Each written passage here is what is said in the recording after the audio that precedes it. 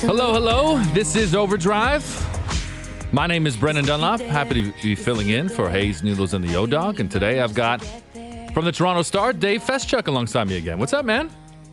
Are you excited? Toronto is now a Swiftie destination? Yeah, 6 shows she's got it. That's what I was just told by the grappler when we came in here. He's a big Swiftie.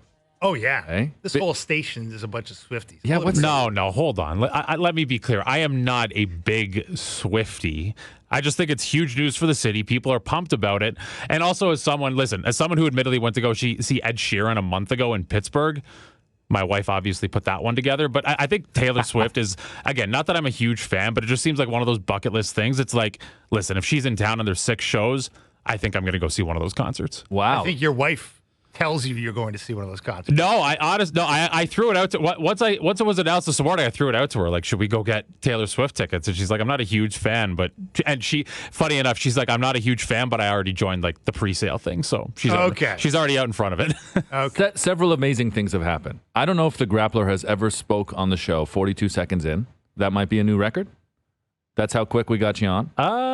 I mean, listen, you call me a Swiftie, I feel like I need to jump in. He had to chime in. Then he throws wife under the bus by saying she obviously planned the Ed Sheeran trip to Pittsburgh. I don't think that's obvious, but okay. No. And hold on, I'm not doing that to throw her under the bus. I feel like it's factual information, and it needs to be put out there that I'm not the one who put that together. Okay, you're right. Because I don't think anyone would believe that I was actually the one who purchased those tickets and planned that trip. I have seen many events at the now named Scotiabank Arena. Mm-hmm. The best event I have ever seen was a John Mayer concert on Valentine's Day. There you go. He was amazing. I bet he was. Great guitar player. Just blew the roof off the place. Yeah. Entertaining. He was funny. It was well over 2 hours. It was almost 3. That was a show, man. I'll bet. And that's also a reflection on the Leafs, particularly at that time. This was we're going about 12 years now. Okay. John Mayer still doing tours? Probably not. Tough times. He's doing tours. Yeah, I saw he was playing in Madison Square Garden in a couple months. That's somebody I know is going. Okay. But, he was doing that Dead and Company thing, right? But anyway, she's playing. She ain't playing no hockey arenas. Yeah. Swift only plays stadium tour. Stadiums, right? There ain't no hockey arena big enough for Taylor Swift anymore, right? This is the greatest show ever put together. And if it's not the greatest, then it is the most lucrative. Is that really how? Well, the most lucrative for sure. Yeah. Is that really how people are talking about it? Like the greatest show? She's the greatest show person? I don't know. I'm like the grappler. I don't really. I'm not a Swiftie. I certainly appreciate the skill and artistry of her performances because she's obviously an incredibly talented person. But I will say, the people that I've heard that have gone to these shows, we're talking about 3.5 hours of pure pop music. Right. She doesn't need to do that. She could mail in a minute, an hour 45, 2 hour deal. Most artists are doing 2 hours nowadays, aren't they? And I guess so. She's doing 3.5. You read the story. She's given her tour entourage, the truck drivers, all the load-in guys. She's given them all bonuses, because they're making so much money hand over fist that they don't even know what to do with all the money. I mean, she's going to be a billionaire after this thing's over. Wow. Likely exhausted, too, because it sounds like a hell of a grueling schedule. But, no, you got to admire it. You really do. The expert on all the I didn't realize the facts of Taylor Swift that I could pull out of you on this. Well, I'm big into rock and roll. I love. There's nothing to me I love going to stadiums for sporting events, and I'm one of these guys. If it's a playoff game, I'll go to the rink or the basketball court or the stadium early, just because I love the atmosphere, the anticipation. But second to that, the anticipation for a big rock and roll show in a big stadium, right? The feeling that you get when the place is filling up and then the band's about to come on or the solo artist is about to come on, that's a good feeling, man. It's a fun thing. Special. I'd like to see a show at SoFi in LA. That looks like a great place. It was incredible. I was there for the Gold Cup final, Mexico and Panama, which was all Mexican fans, and it was unbelievable. That venue has to host the World Cup in 2020. Well, it's the final. That is the new state-of-the-art stadium. Right? Everybody says it's the greatest stadium ever built. If they petitioned to host a Super Bowl every year, they would absolutely be within their right. Yeah. It's an exceptional venue. Great spot. So to see a big show there, maybe one day, man. I don't know if it'll be Taylor Swift, but maybe we can do a road trip with the grappler. We'll get Grappler's wife to set it up.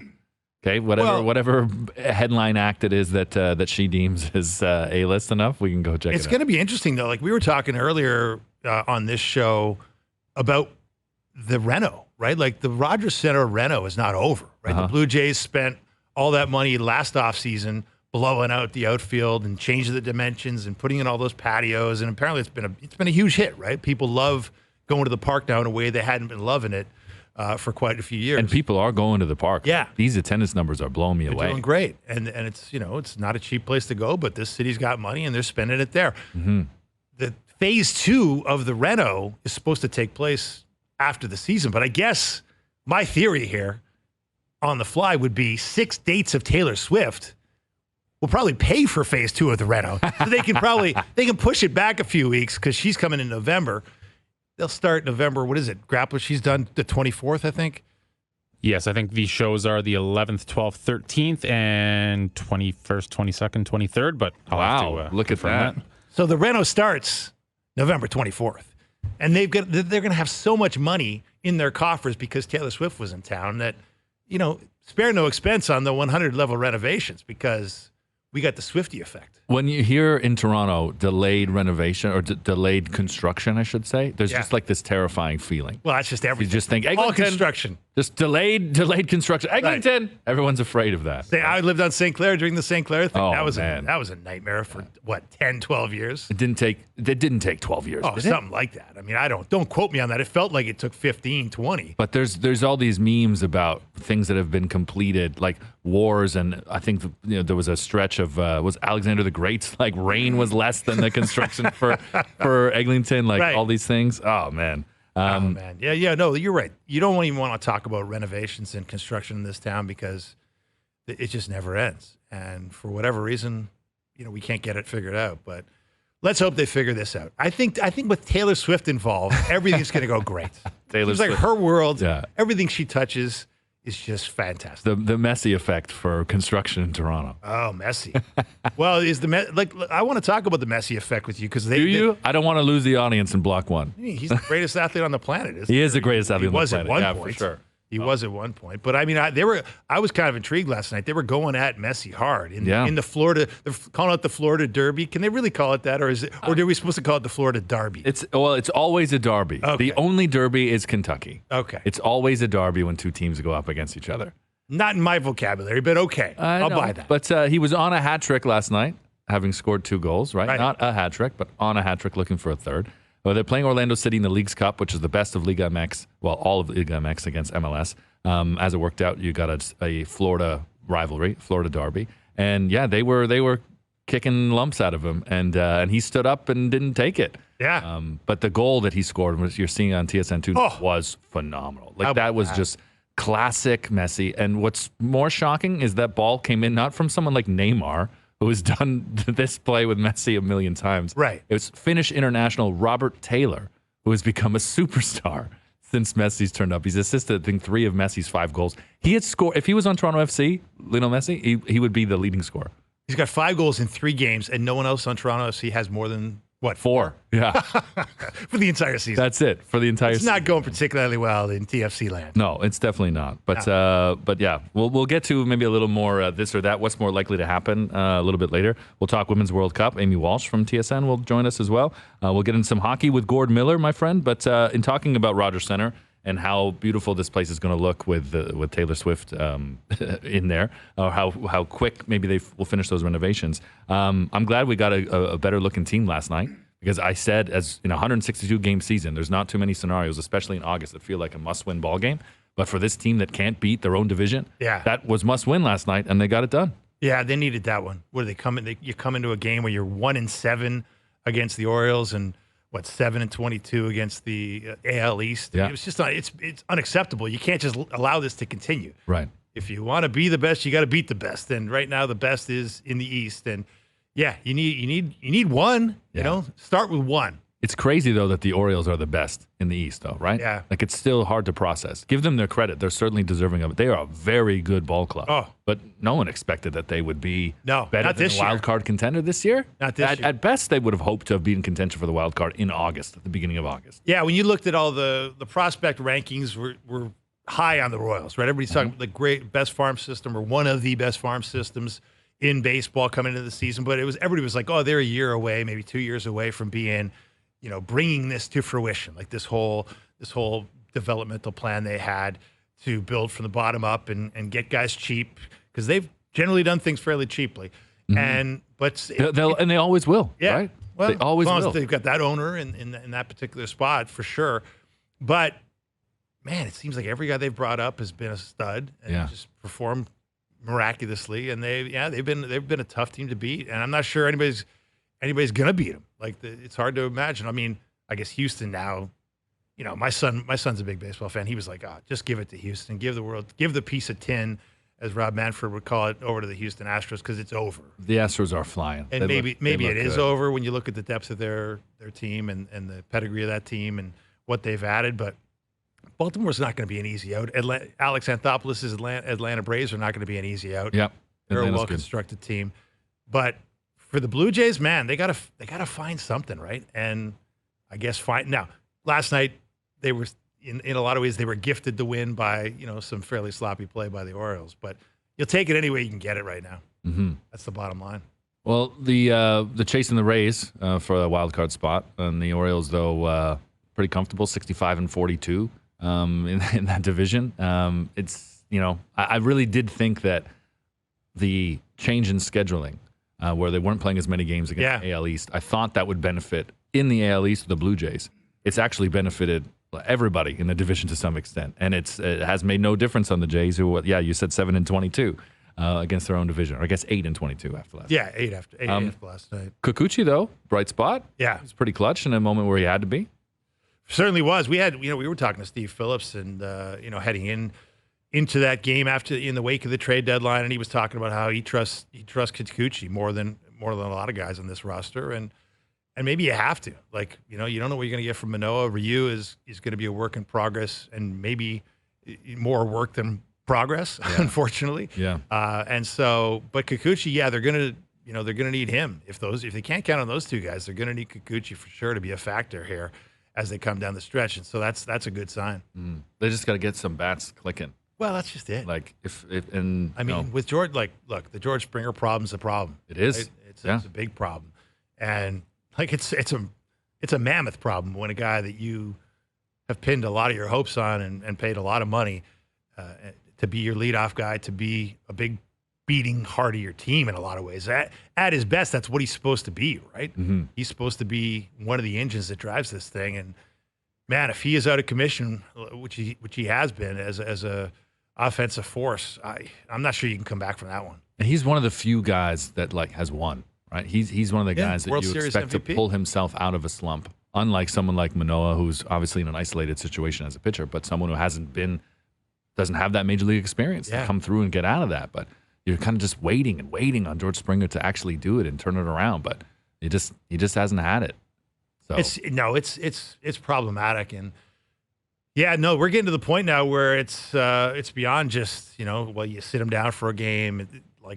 Maybe more radical action has to be taken here. And I don't even know what that radical action would be right now, but maybe he's got to sit for a longer time. Maybe he's got to, whether he's nursing injuries that he's not talking about. Could be that. Could definitely be that. You don't know what it is. He's not a guy you'd expect to go 35 at-bats without a hit.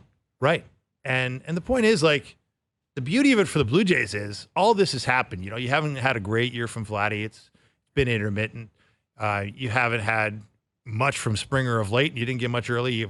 Varsho came out of the gate very slowly and has had his moments, but certainly hasn't given you what you'd hope for. You really haven't had great performances from a lot of guys that you were banking on great performances from. But you're still in it. I know. Right? And so I think the beauty of this team right now is that there's so much untapped potential there. And, you don't have to do it for 6 months. In the way it's constructed right now with this extra wild card, he's got to do it for a few weeks. Yeah. You really don't if you're this good, if your team is this good that it can get by with so many things really not clicking, that's not a bad position to be in, as long as when the big games roll around, you come through.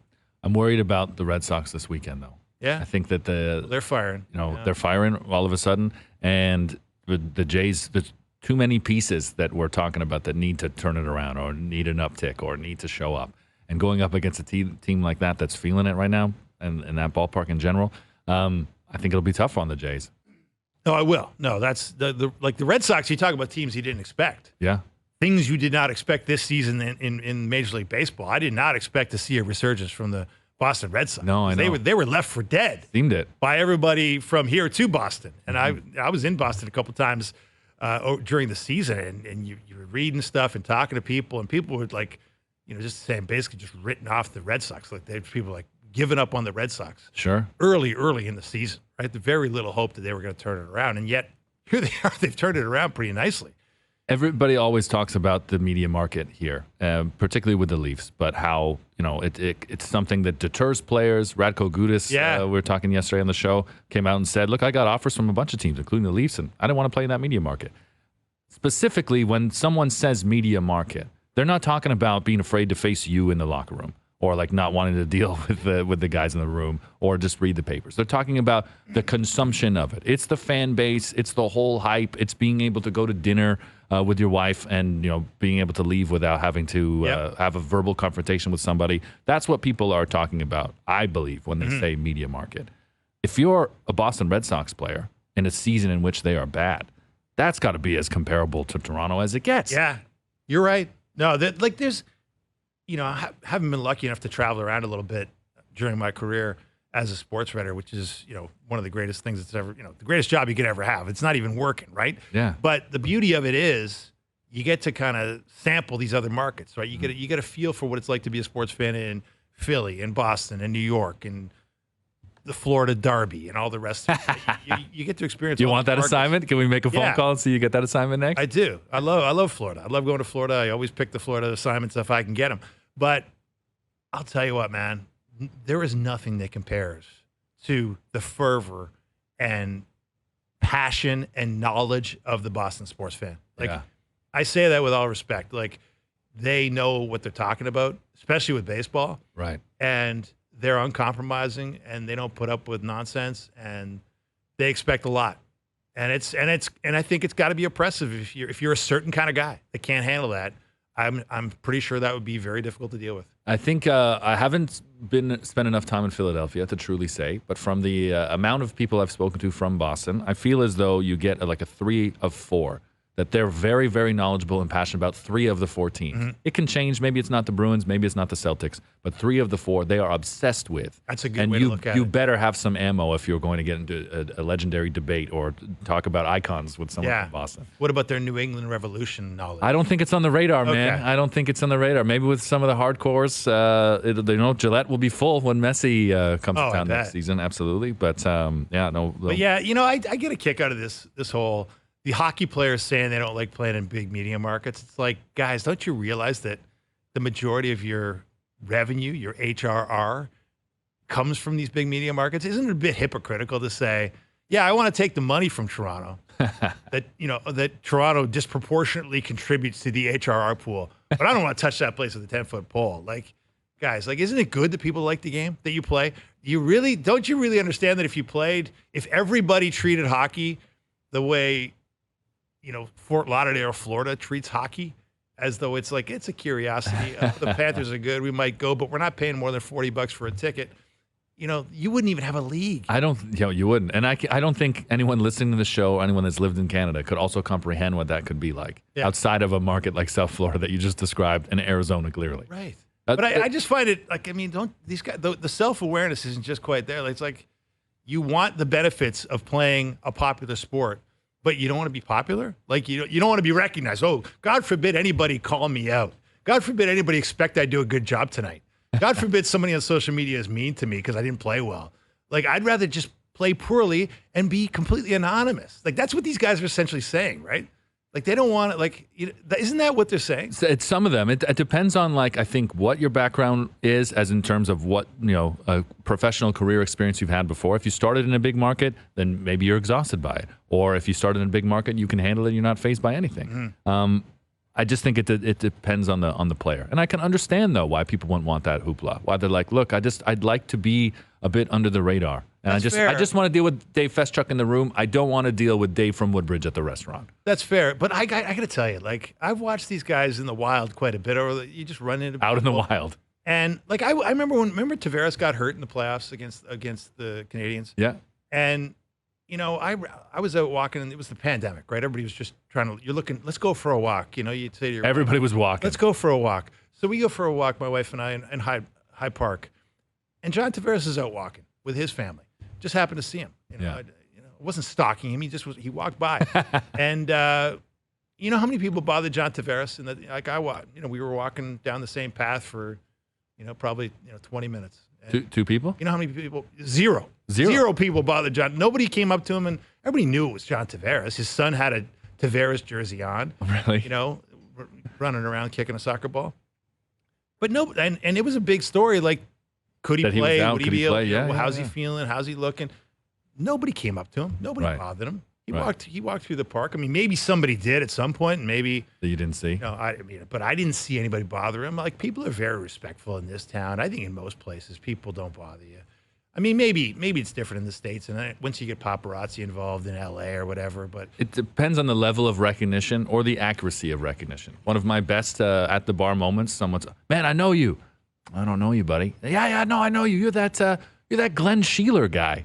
oh yeah, And it's hilarious because I know Glenn Sheeler. We were working together at the time. But no, I've never been confused for being Glenn Sheeler again. But this guy was adamant He was that I sure. was Glenn Sheeler. and when you said no, he was like, no, I know who you Yeah, are. I know you're that Glenn Sheeler guy. So it's pretty accurate. At least he's So watching, he thinks you know? now thinks Glenn Sheeler is a bit of a jerk because he wouldn't acknowledge that he's Glenn Sheeler. Probably, yes. Yeah. Sorry, Glenn. But Sorry, there's somebody in Windsor that for the last 12 to 13 years is saying that you're not a good guy. I could say Glenn's very nice. Yeah, I Wouldn't can do say that that. to anybody. I can say that as well. We're going to talk some NFL next. Sal Capaccio, the Bills beat and sideline reporter for WGR, going to join us. This is OverDrive on TSN2, TSN 1050, and the iHeartRadio app.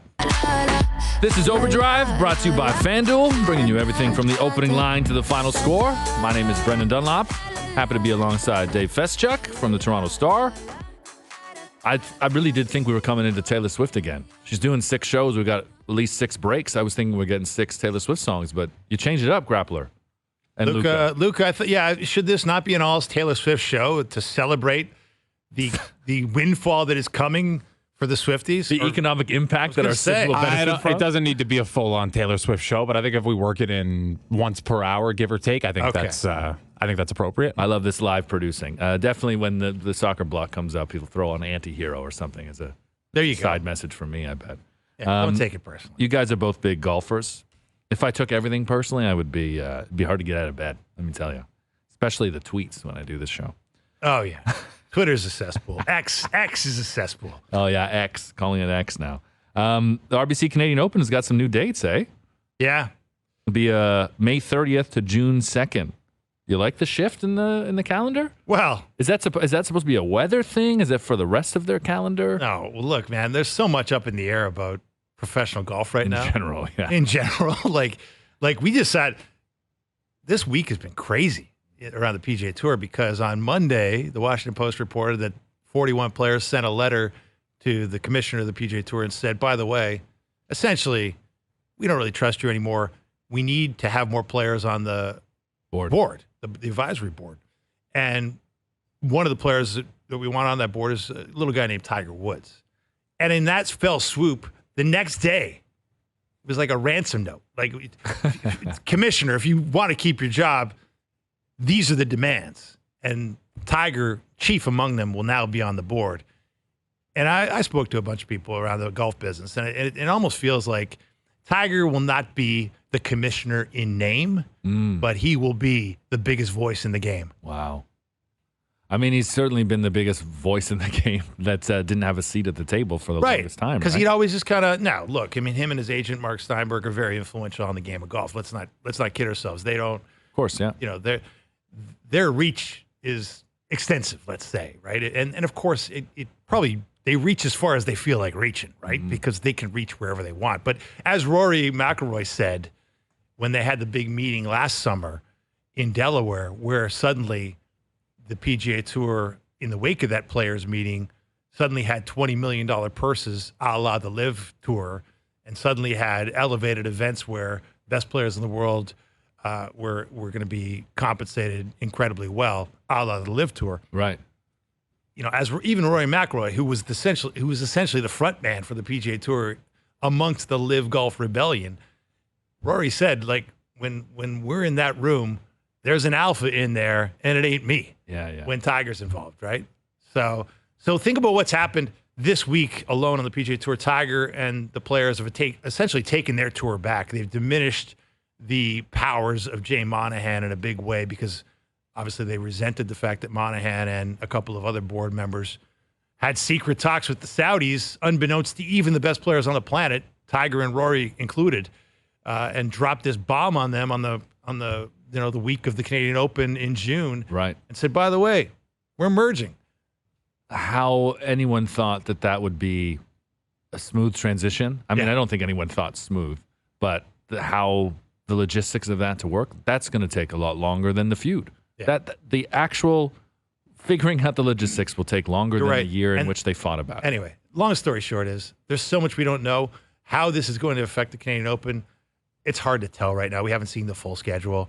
But look, I bet if you're the Canadian Open, you're just happy to have a date on the tour right now. Yeah, I guess so. So that'll be early June then. Well, it's NFL preseason, which means the NFL season is just around the corner, which means you can get excited about teams. And in this market, there are a few teams as exciting for this market as the Buffalo Bills. So joining us on the line on OverDrive is Sal Capaccio, the Bills beat and sideline reporter for WGR 550. Sal, welcome to the show, man. How are you? I'm awesome. It's been a while since I've been on with you guys. I know it's football season, but if you'll indulge me, I have a quick hockey question for you. Can I do that? Please, you can shoot. On this market, of course, Sal. You know the audience. I mean, we always say we talk more hockey in Buffalo than any other United States market, right? But obviously not more than you. I mean, we share that love. But we also share here in Buffalo kind of a love-hate with each other and the two teams, right? So I need to know, for my radio audience, so I can go back to them, like what is the percentage chance of either both Matthews, Nylander, and them re-signing or not being there next year? Oh, Dave, you want to take lead up on this one? Sal, you bring up the eternal question of the summer radio schedule here in Toronto. Good on you. Yeah, I gave you guys a softball here. Come on now, right? Yeah. Or you're deflecting for Josh Allen comments. One or the other. Exactly. One or the other. Exactly. Well, Sal, long story short, I mean, the chance of Austin Matthews re-signing with the Toronto Maple Leafs is 100. Okay. And now the William Nylander question gets a lot more interesting because he's doing what he always does, which is hold firm on his demands with his agent Louis Gross down in New York, and his dad Michael Nylander, who was known as a very tough negotiator as a player himself.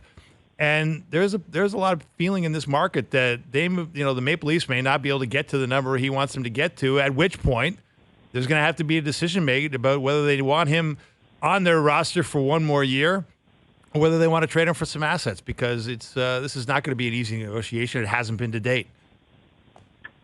Well, maybe that decision comes at the deadline next year if you have to ride that out and see where you're at too, right? Yeah, and that could be – that's one scenario. We've had Mike Johnson was on here the other day saying maybe you just go – he's your own rental for a year and you realize you can't afford him and you keep him for one more year, one more playoff run, and then you bid him adieu. Thanks for your services. But, yeah, that's a potential too. Well, I appreciate it. I'll report back to Buffalo and tell everybody what you said. Hey, since we're on the hockey talk, though, are the Sabres going to make the playoffs? I had two former Leafs on the show yesterday, and Peter Holland and Frankie Corrado, and neither of them had the Sabres in their very early preseason predictions, but both of which said they wouldn't be shocked if it was the Sabres that picked one of the teams they had picked in their predictions to make the playoffs. Oh, wow, really? I think we're in the opposite boat here. Most people in Buffalo, and I mean, we're not just trying to wear the blue and gold glasses here. Seriously, I think we really, really like the spot this team is in right now, especially with the addition of Devin Levi. I'll go a step further, guys. I think if Devin Levi shows up a month before he did, the Sabres are in the playoffs last year, and they'll be better next year. I mean, they missed by 1 point. They did. To the team that went to the Stanley Cup. This team is really, really talented, very young, and their core is pretty much all locked up. So this is going to be a team to watch for a long time. Of course, it's not ready to challenge quite for the conference, probably even the division, considering the division they're in. But think about the teams that might be stepping back. Boston's going to step back. We don't know how far yet. But Tampa's aging. I don't know what you're going to get from Florida. We think that Toronto, they're going to have some question marks. And there's some teams in there that I think the Sabres will, Washington, we know they're aging. So it'll be interesting. And, we would be pretty surprised here if they don't make it next year. I think that's definitely the expectation at this point. Okay, so before we get to the Bills, one last thing, though. I love the way your team is built. I think you got, with Rasmus Dahlin and Owen Power as the foundation of that blue line, that's not a bad way to go, to have two guys that, kind of project out as Norris Trophy candidates as the baseline of your back end is great. And I understand you got the plenty of potential up front, Tage Thompson being the flagship bearer. But what about the goaltending, man? Well, it really comes down to, is Devin Levi ready to handle a full type of load? I mean, you guys said that's the easy radio for you up there. What I asked you, that's the easy radio for here. We are having debates every day about what Devin Levi's capabilities are as far as how many games. I'm all in on the kid. I think he's fantastic. I mean, he has as good of college stats as anybody who's ever walked into the NHL at a young age, and he came right in, and he literally played almost every game over the last month and was spectacular. Now, he's never done that for that long in college. Of course, it's a huge step up, and goaltenders generally don't do that for a few years. No. But that's what it is to me. You're going to have a good, solid backup to get you through the games he can't play, but that's what it is. Devin Levi is the future franchise goalie, and I think that should start now. All right, one last hockey thing for the two of you. Okay, more surprising coming out of college that Levi had the showing he did, or that Matthew Nyes had the showing for the Leafs that he did in the playoffs. Dave, you can go first. Look, I mean, I'm very leery of a 21-year-old goaltender holding down a huge role with an NHL team. So it's looking to make the playoffs. Look, it's one thing to roll in. What was he in there for 7 games, Sal? One thing to play 7 really good games after playing at Northeastern and having a good career. But to play a big part of 82, that's a whole different ball game. Like, Nyes, I expected to be good, and I think it's much easier for skaters. I think goaltending, man, we've seen how durability in goaltending is very difficult. And I don't know what kind of a specimen this guy is physically, but I don't care who you are. It's proven to be very difficult to be a contributor at that age. Yeah, I like it. I think, surprise, Nyes is probably the guy for me, too, because I think we all expected Levi to be better than what they had last year. The bar wasn't too high to clear right at the end of the year for the Sabres for goaltending. You didn't, as long as he was the best guy on the roster, which he was, but it doesn't mean that he was a Vezina winner through 7 games. So I agree that, Nyes is the surprise to be able to play the way he did immediately like that.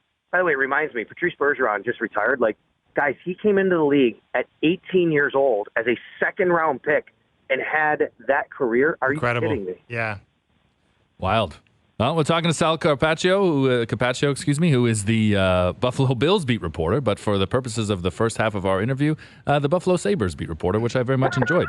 But Sal, my friend, the NFL season, it will be here before we know it, man. How's Josh Allen looked in camp so far? You know what? He's looked really good. Today, though, he got picked off a couple of different times by 2 guys who were fighting for that opposite cornerback spot opposite Tre'Davious White. Dane Jackson and Kyrie Elam both got him today. And one was, I think, more of a miscommunication, but hey, still give credit to to Kyrie Elam. But I think Josh has looked really, really good. There's been far more awesome plays and really good solid days than there have been bad plays. But there have been. Jordan Poyer picked him off once in practice a few days ago. DeMar Hamlin actually got him, but that's going to happen. It's a long practice. You're throwing the ball. There's nothing to be concerned about with Josh. He did take a shot at practice when, you should never touch the quarterback, but they ran kind of a trick play. He was on the back end of it, and Taron Johnson kind of couldn't hold up as Josh stopped near the sideline. Everybody kind of held their breath as Josh laid down on the ground. He rolled over, and he got up. He was fine. But I think right now Josh has looked just as good and solid as I've ever anticipated him to look at this point. What about your star receiver, Stefon Diggs, Sal? Obviously, a lot of talk about his future with the Bills and whether or not there is a relationship that can be sustained. What's your best theory on the way this is going to play out? Well, first of all, he's been the best player at camp so far. Stefon Diggs has been the best player. If you asked anybody in the Buffalo media who's been the best player consistently from day one to now, you'll probably get 2 names. Stefon Diggs and Dalton Kincaid, actually, the rookie tight end. Okay. But Stefon Diggs has been just purely awesome. And what I love is, he kind of put everything to rest about the stuff that happened, the relationship, the offseason with first or second day of camp when he spoke. He basically said, hey, it's about winning. I want to win. I love Josh Allen. He's my guy. He's amazing. There's no problem there. There's no problem with Sean McDermott. I'm not expecting to have a bigger role. I think what this was all born out of was, I think the frustration of how last season ended and him just still searching for reasons why just allowed, for some reason, it didn't manifest itself the right way, right? I think he needed someone to talk to, and he didn't talk to the right people at the right times, and it kind of showed like that. But finally he did. We got past that. But what I love, guys, is then he comes out on the field and he just shows. One thing he said in that press conference was, no one can ever question how hard I work. Well, guess what? That is true. I mean, he looks like he's 30 this year. I mean, he looks like he's a 24-year-old primed for his breakout season in the NFL. He has no question just left all of everything that happened in the offseason at the door, whether it be through his words or his actions. That's got to be exciting for Bills fans to hear at this point in the season, in the summer. I've got a question because I'm a studio guy, so this is a kind of a behind-the-scenes journal question. Do you actually get to see like the entire practice? Do you get to watch the whole session, or is there a moment where they send the media away into the food tent and they get to the real nitty-gritty stuff at this point in the year, behind closed doors, essentially? I like this question a lot because people don't know, so it's a really good question to inform listeners. In training camp, we get to watch everything that happens from start to finish. We are there before they walk out on the field, and we are there after they end, and we never leave, and we stay on the track. The difference is, though, or I should say, what happens is we can't report everything that we see. Mm-hmm. So, for example, I can tell you Josh Allen threw 2 interceptions today, who they were thrown to. I can even say on one he rolled to his left. I cannot tell you what personnel package they were using. I cannot tell you what formation they were in. I can't tell you what routes were being run, if that makes sense. Yeah. There's a lot of different things that, like, we have limitations on what we can report. We get to shoot video or take pictures through stretching and individual, meaning like they're, when I say individual, that's like receivers working with quarterbacks, like their individual position work. Once they go offense to defense, all cameras must be shut off, and you could not take pictures or video for the rest of the session. Fascinating stuff, Sal. It's, we've been watching a lot of the different documentary stuff. The quarterback series on Netflix has been a popular, touchstone for NFL fans looking to get their NFL fix before the season begins. And I wanted to ask you about that because, one of the episodes that really struck me was the one where the quarterbacks were studying. You had Mahomes and Mariota and Kirk Cousins really studying the playbook. And you realize how complicated it is to understand the playbook. What kind of interaction do you have with Josh Allen and the coaching staff when it comes to the intricacies of the playbook? And I don't know if you've seen the show, but did it surprise you to see or hear about the amount of study that goes into trying to figure out a weekly game plan for a quarterback? Well, first of all, I'll say I think maybe I might be a little different than some of the media. Like, I have experience coaching. I coached high school football in Florida, which is a pretty high level, obviously, when you're talking about high school ball in the United States. And, so I've been around kind of pretty expansive playbooks and how much people have to put into it. And, of course, it's not the NFL, right? I get it. But I think that, that really kind of opened a lot of my eyes to all the different intricacies and things that have to go into studying these things on a daily basis, a game plan, what the quarterback has to learn, the relationship they have to have with their offensive coordinator, with the quarterback's coach. That said, it is truly, I think the thing that people should realize, it is truly a 24/7 job. People think about sports as it's this game, they get paid highly, and that's true. It's their job, and this is what they do every day. They have to be on top of every single little detail and know everything about every step of the way, every play, formation, all those kinds of things. We, as a media, do not get to get inside the playbook like that. I think that, even if you did, honestly, guys, like most people, even high-level football fans would be confused. Like, there's just a lot of terminology in football that you don't understand, and you'd be like, okay, what does that mean?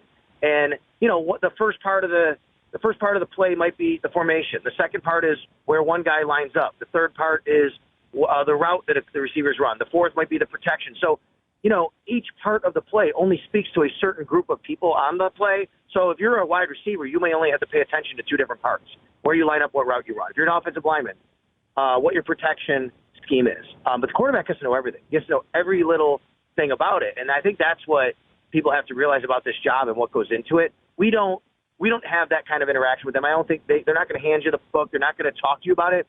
But I will say this. The Bills are very, very forthcoming or transparent with people who really want to understand things to the level that they can to kind of let you in the door a little bit. I don't know how I want to explain it, but basically here's what I'll do. If I went to Sean McDermott and I said, Coach, I have a question about this. Can you help me? And I showed him a play on my phone maybe. And I said, can you tell me, were you guys in quarters coverage? He may tell me, he may not. But generally, he's going to give me an answer that I can at least get some insight to give my listeners. Right. And Sean McDermott seems pretty good about that. He seems a guy who gets on well with the media and isn't afraid to share a little bit. Enjoys being in front of the camera. I don't know if he enjoys it. He's not bad at it. But no, he's pretty good at selling it then. Yeah, that's right. No, I think it is I think, especially after this is year 7 for Sean, I think Sean really gets and understands our job. Mm-hmm. And he respects that. And in turn, he expects us to respect and get his job, right? Which is, you'll hear him say, this is a common answer from Sean. Someone will ask him a question that gets a little too more in detail than what he wants to give, and he'll say, I understand and respect your question, but blah, blah, blah, blah. Right. He makes sure he knows, I know you have a job to do, but I can't give you that answer. Usually a lot of times it comes to injuries and things like that. But I don't know if he loves being in front of the camera, but he understands that's part of the deal and, what that means and, how it's important for him to do that. We got a couple guys in this market, in this country, Dave, that answer questions that way. I can think of off the top of my head. Yeah. So I respect and understand that answer, Yes. certainly. Sal, I do want to ask you this. DeMar Hamlin is back in practice. I can imagine that's just a massive boost. Is there any reason to think that he's not going to be on the field week 1? No, the only reason, there'd be 2, obviously. If something were to happen to him again, that would be incredibly unfortunate, obviously. Then that would obviously derail the situation. But he's the 4th safety, guys. There's 3 safeties ahead of him. Micah Hyde and Jordan Poyer, of course, the starters. Taylor Rapp is the 3rd safety. He's going to play. He's going to really help. He's going to take a little load off those guys because get him out. And then DeMar's going to be the 4th safety, and he's going to help out a lot on special teams. That's what he does. And then there's a gap to the next Dean Marlowe. Dean can play, and Dean's been in Sean McDermott's system since they go back to Carolina. In fact, Dean Marlowe's been with Sean McDermott longer than any Buffalo Bill's been with Sean McDermott. That's how much they like him and trust him. But they can put Dean Marlowe on the practice squad. He's not in danger of getting poached by another team, and you can still have him in the organization, break glass in case of emergency. Even if it was close to beat out DeMar, for what DeMar means to that locker room, the inspiration, what he went through for those teammates, even if it were close that you said, maybe Dean is a little better or we need him here, they're going to I would be stunned if they didn't keep DeMar Hamlin simply for those other factors. So the AFC East, Sal, it's going to be really interesting. You got the Hard Knocks Jets. You got the usual suspects in New England. Bill Belichick possibly on the hot seat. And, of course, Miami. Which of those rivals concerns you the most if you're the Bills? I think it's the Jets because of Rodgers and the defense right now and the way that, the Jets played the Bills really tough last year in that second game. And in the first game, they beat them. And the Bills didn't play their best game. Josh got hurt at the end, but the game they were already losing when he got hurt. It was on that final drive. But I think that because of Miami, if you told me that Tua was going to stay healthy all season, my answer would probably be the Dolphins. I think there's just general sense of nobody's really confident Tua's going to stay healthy all season. And that's unfortunate. You never want to see that, right? I mean, he's a great kid, and you don't want to see people get hurt. But the reality is he's small. He's had injuries his whole career. He's had the concussion issues. And I don't think that, I don't think it's likely that he really plays 17 games given the history. But we'll see where that goes. Hopefully for him, he does. If he does, they're probably the biggest threat. The Jets, though, with Aaron Rodgers and that defense, they're getting a lot of hype. And maybe I'm buying into it with this answer. But I think they can be a really tough out for anybody this year and maybe even compete with the Bills until the very end. Now, I think they have to have a lot of things still go right. The depth isn't quite what the Bills is. Their offensive line is a question mark, and Rodgers at his age, with the injury he had last year, he's getting up there. You do wonder if they can keep him healthy. I do think this. The Bills are getting them at the right time, week 1. The Jets won't have. They're playing tonight in the Hall of Fame game, but Aaron Rodgers won't have a lot of time on task with those receivers. He got there late. He didn't really participate in OTAs and minicamp that much. He's not going to play in preseason games. And Garrett Wilson's hurt right now. That game 1 for the Bills to catch them then before they get more reps and cohesive, I think is really good. And then, man, New England's not a bad team, but they're in a tough division, and they're just like they have nothing dynamic on offense. Like who's their best player on offense? Who's the guy that scares you? Who's the guy that the defensive coordinator says we got to stop this guy? I mean, don't have any of that, and I just don't see New England competing with really, they're the fourth best team in this division right now. Yeah, you make a lot of good points. Sal, this is great talk, man. I enjoyed talking some Sabres with you as well, but love the Bills talk. And depending on where I am in the GTA, I can catch you on WGR 550. So thanks, Sal. Look forward to chatting again, man. Enjoy the weekend. You're welcome. I'm a Yankees fan. Notice I didn't bring them up. Oh, thank you. We don't have time for that, conveniently. There you go. Thank you. We got to go, Sal. Enjoy the weekend, Sal. Yeah, you can follow him at Sal Sports on the X on Twitter. This is Overdrive on TSN2, TSN 1050, and the iHeartRadio app.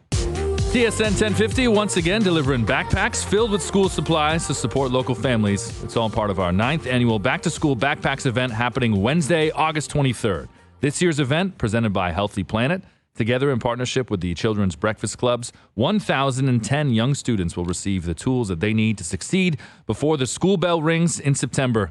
It's just around the corner. For all the details, check it out on tsn1050.ca. Lots more to come on Overdrive on TSN2, TSN Radio 1050, and the iHeartRadio app.